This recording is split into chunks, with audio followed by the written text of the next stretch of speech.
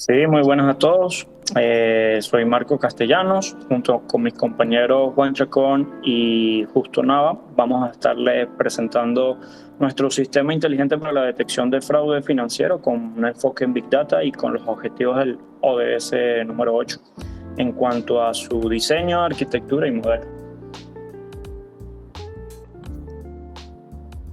Bien, básicamente ese trabajo nace porque el fraude financiero, bueno, como entienden, es un evento puntual y de niveles a nivel mundial.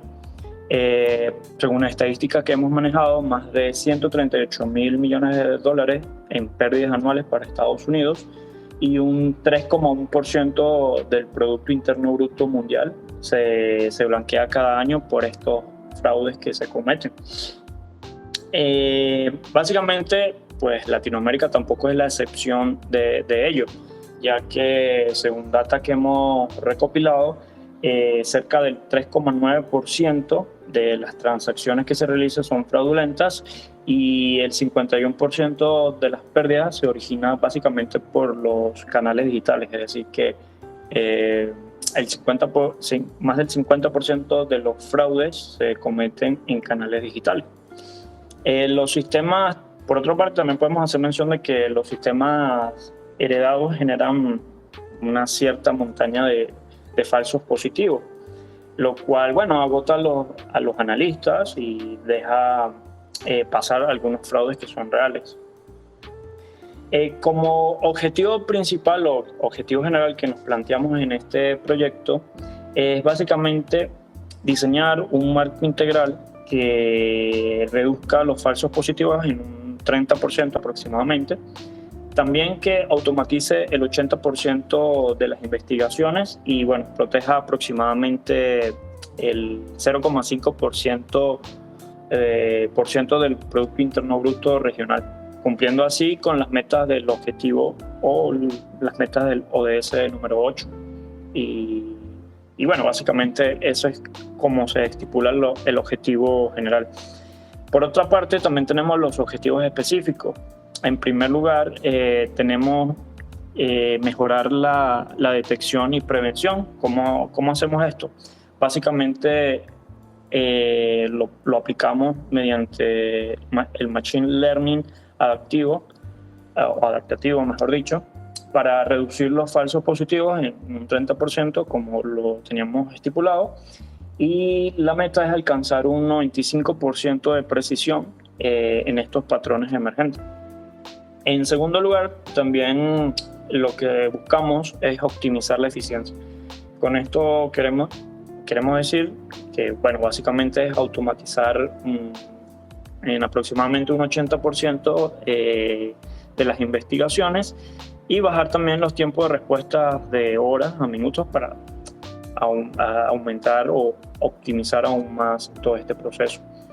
En tercer objetivo, es básicamente estar alineado con los objetivos ODS 8 para básicamente proteger los recursos financieros, bajar en un 40% las barreras de seguridad y, bueno, que básicamente es para proteger a estas microempresas.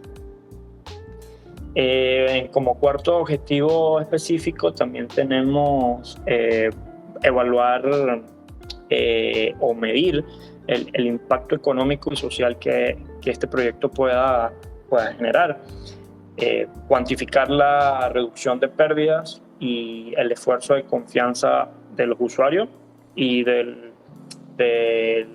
equipo que hace vida en las entidades bancarias, porque también esto va principalmente enfocado para ese grupo de personas o ese grupo de trabajadores que hacen vida en los grupos bancarios.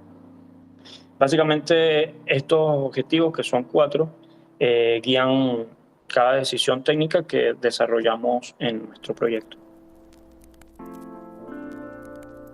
Bien, como antecedentes y trabajo previo que realizamos en nuestro trabajo de investigación previo al desarrollo de nuestro proyecto, los autores aquí citados básicamente aumentaron la precisión en cuanto a la detección de fraudes, pero no abordaban las transacciones en streaming o lo que se traduce a las transacciones en tiempo real. Otros autores añadieron datos alternativos y subió la gráfica del ROC aproximadamente un 15%, aunque seguían dependiendo de unas estructuras dependientes o centralizadas que no eran óptimas.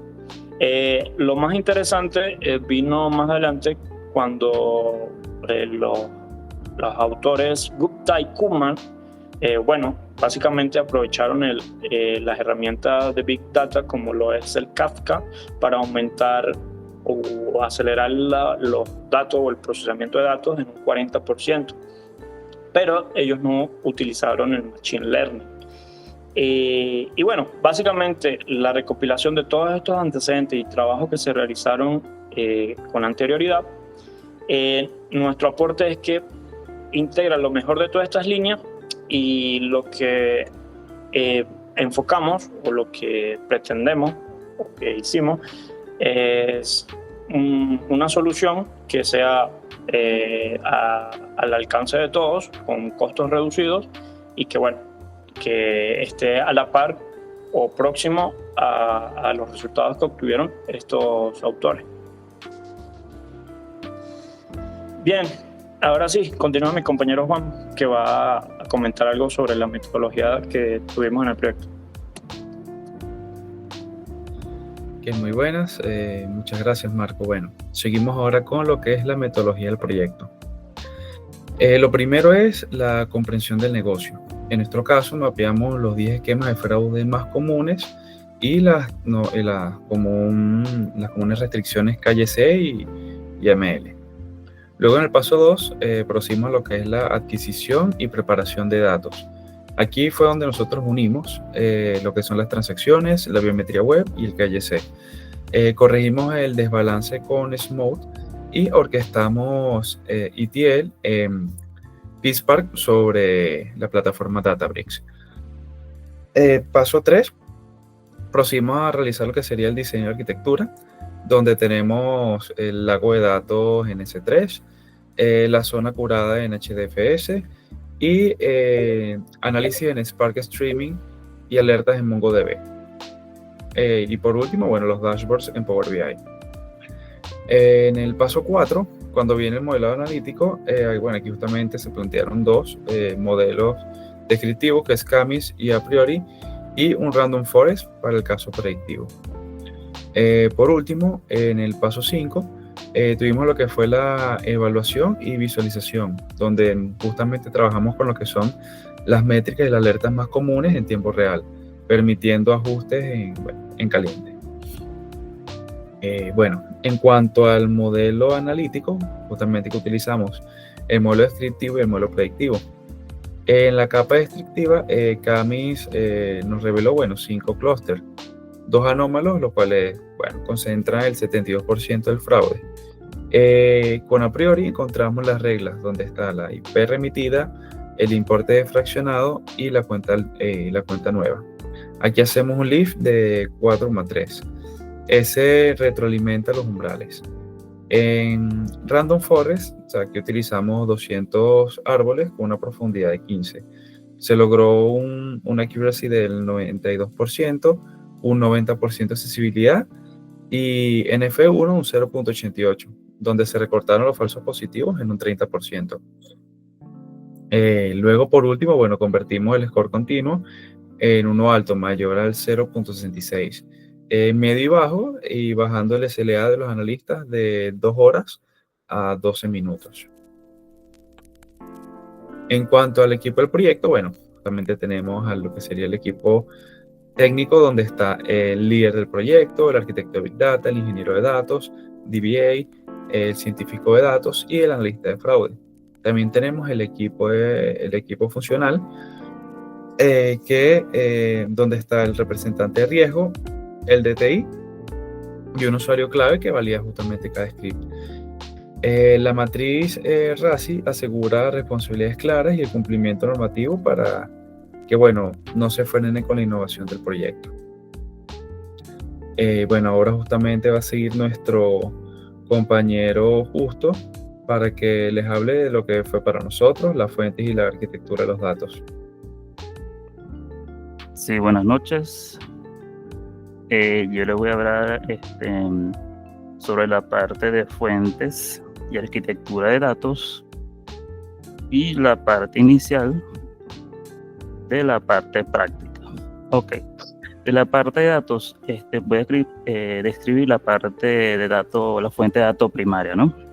Esta fuente de datos proporciona los datos generados directamente de las operaciones financieras y la interacción de los usuarios.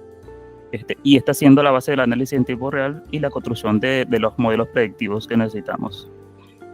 Tenemos los datos transaccionales financieros que constituyen el núcleo de sistema de detección de fraude. Y esto a su vez nos proporciona la materia prima esencial para identificar las actividades sospechosas que pueden ocurrir. Entonces, entre esos datos tenemos los montos, que son los valores de las transacciones de cuenta corriente, ahorros, créditos y transferencias. Tenemos metadatos como fecha, hora, ubicación geográfica y los canales utilizados como ATM, banco virtual, sucursal. Ok. Los datos de comportamiento de usuario también están en estos datos primarios. Estos datos de comportamiento capturan cómo los clientes interactúan con los sistemas financieros digitales y que nos proporcionan un contexto valioso más allá de las transacciones monetarias. Tenemos también la autenticación biométrica, como las huellas dactilares, reconocimientos faciales o firmas digitales. También tenemos los dispositivos de identificación, modelos de dispositivos y direcciones IP. También contamos con el datos KYC, que es Know Your Customer o Conozca a su cliente, que es básicamente toda aquella información recopilada de clientes durante la apertura de cuentas. Datos como identificación, nombre, documento nacional, fotografía, dirección. También el perfil socioeconómico es importante como dato demográfico, ingresos, historial crediticio. Ahora, la fuente de datos secundaria sería la parte de la FAQ y la lista PEP. Estas fuentes enriquecen el análisis con contexto externo y conocimiento especializado, mejorando la adaptabilidad del sistema a nuevas amenazas.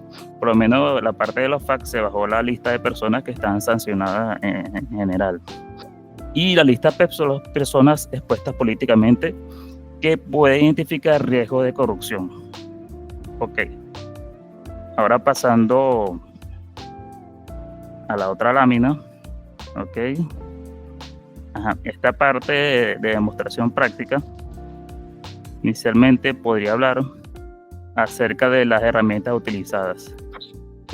Utilizamos un entorno simulado de una institución bancaria específicamente orientado a la detección de fraudes bancarios.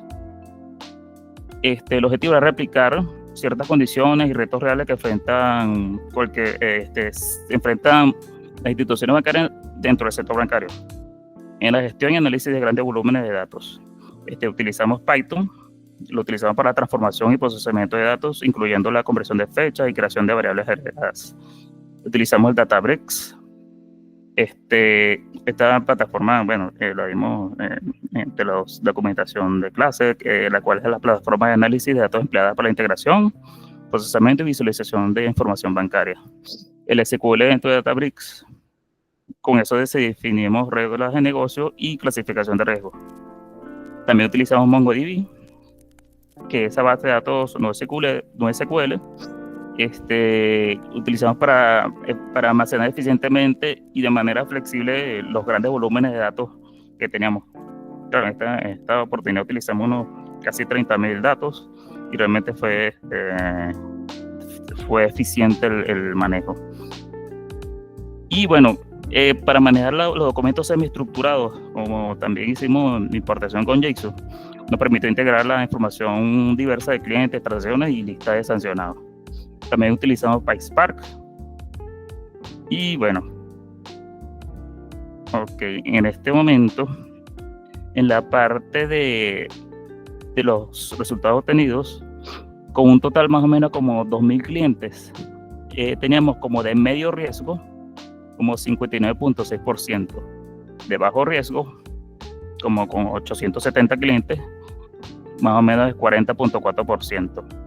Entonces, al final tenemos el modelo predictivo, el cual obtuvo un score de riesgo para cada cliente, categorizándolos en clientes de sancionado score a mayor a 0,66, de medio riesgo un score entre 0,33 y 0,65, y de bajo riesgo un score de 0,33.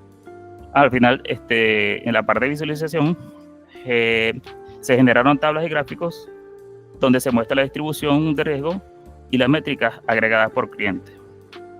Ok, en esta sección de la presentación vamos a ir a la parte a mostrar ciertas ventanas de la parte práctica para ciertas herramientas que utilizamos. En este caso vendría mi compañero. Ok, bueno, volvemos aquí nuevamente.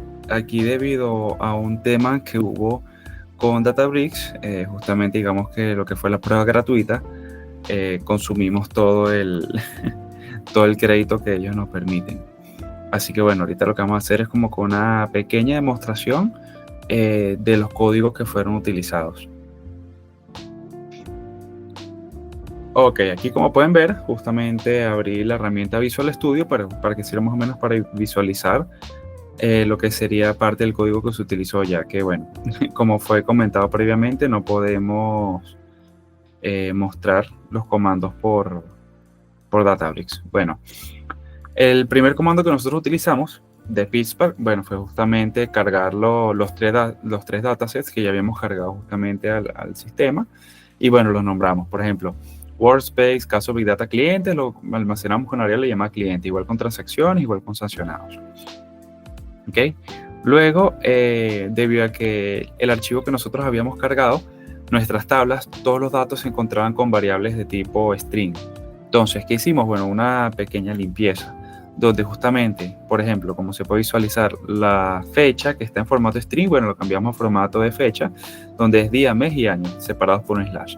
Y bueno, después hicimos lo mismo con el monto. Al ser tipo string, lo cambiamos a una variable tipo double, es decir, que nos permite tener más decimales.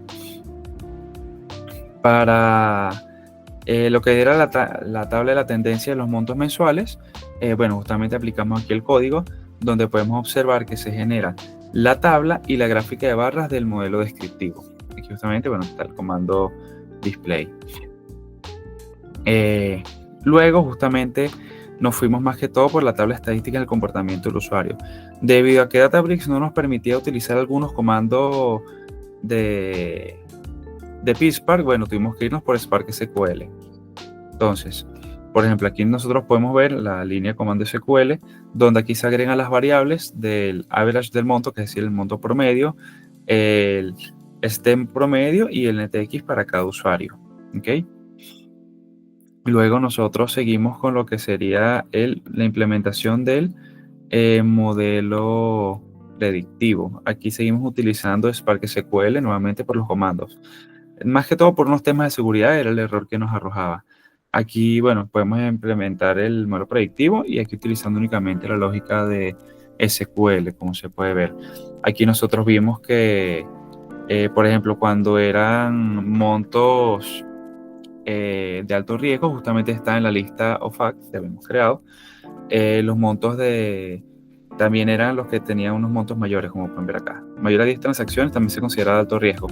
Y cuando eran condiciones de medio riesgo, es cuando tenía entre 6 y 10 transacciones, y bueno, de bajo riesgo, cualquier otro caso, que en este caso serían menores a 6. Luego, bueno, hicimos justamente una distribución de riesgo con porcentajes, donde aquí volvemos a utilizar nuevamente PySpark, ya que la herramienta nos lo permite. Aquí este código lo que nos hace justamente nos devuelve el recuento y el porcentaje de los clientes por nivel de riesgo ordenados de forma lógica, como lo pueden ver acá. Aquí genera la tabla de Spark, se agrupa por riesgo, después se agregan la forma en la que cuentan, más el número de los clientes, y bueno, justamente al final se muestra el resultado con display. Bueno, esto justamente fue ya los últimos comandos que realizamos. Así que ahora mi compañero Justo va a mostrar a través de Power BI cómo seguimos con el proyecto. Realizamos la importación para Power BI. con el fin de presentar unos gráficos para monitoreo y gráficos tal vez tipo gerencial que puedan en un solo ambiente poder visualizar ciertos datos anómalos que podría ser. Por ejemplo, aquí tenemos el tipo cuadrado multidimensional. Podemos seleccionar, por ejemplo, queremos ver las transacciones tipo web en algún momento, de alguna fecha. Aquí pusimos la parte de los clientes, sus oficios. En este caso, seleccioné las transacciones tipo web, ¿no? Entonces vamos a suponer que en este caso nos llama la atención algún cliente. Podríamos seleccionar alguno que esté en la lista, que se ve que son transacciones que están elevadas. Seleccionáramos de este lado el cliente. Si la persona está solicitada internacionalmente por la lista OFAC, se prendería la alarma aquí en esta porción inferior, mostrando que está en la lista seleccionada, y ese sería un punto como identificación de fraudes. O sea, que una persona que posiblemente esté haciendo fraudes. Tenemos una segunda página que les hablé de las partes gráficas. En esta sección se agruparon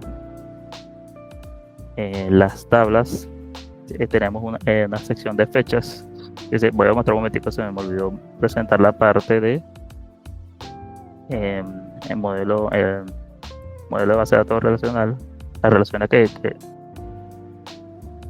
realizamos en las tablas. Tenemos aquí la parte de clientes, tenemos la tabla de sanciones y el histórico de transacciones. Se creó una tabla calendario con el fin de mostrar los gráficos que tenemos. Yendo a la vista de informe, bueno, aquí podemos podemos seleccionar por año si queremos visualizar en general las transacciones. Por ejemplo, podríamos acumular la parte de fecha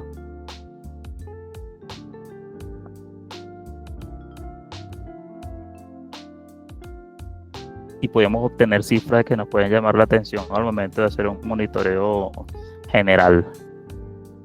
Aquí podemos seleccionar la parte de trimestre, pusimos la parte de suma trimestre por año, y bueno, aquí podemos seleccionar una fecha individual si queremos visualizar una fecha en específico. Bueno, eso sería todo de la parte de práctica. Entonces voy a dejar de compartir un momento la pantalla para continuar con la presentación. Ok. Fíjate. ¿Cuáles serán las conclusiones en general? Logramos un marco integral escalable, una optimización de detección de fraude de 30% de reducción de falsos positivos y 80% de automatización del 80% de investigaciones. Pudimos crear una visualización y monitoreo en tiempo real, y bueno, todo esto contribuye a la sección financiera. Pero ¿qué tenemos aquí como lección, ¿no? Que esta calidad de variedad de datos es crítica. El desbalance de estas clases exige técnicas como Smooth. Y sin arquitectura flexible, entonces la nube se encarece. Eso sería uno de los que debemos tomar en cuenta. Y entre el aprendizaje y limitaciones, tenemos que la importancia y la calidad de datos es básico, pues. Y esto, bueno, y tenemos también al desafío de desbalance que les mostré y necesidad de estas arquitecturas flexibles. Entonces, tenemos, como les dije, se incrementan los costos. ¿Y cuáles serían los próximos pasos? O sea, sería entonces un aprendizaje federado, utilizando la guía explicable o la SHAP, y medir la huella energética para alinearnos finalmente desde el principio con el ODS número 8. Bueno, esto sería todo. Con esto cerramos. Y bueno, con un pensamiento de que la banca puede ser segura, inclusiva y sostenible si combina datos, inteligencia artificial y una arquitectura bien pensada. Entonces, bueno, muchas gracias por su atención.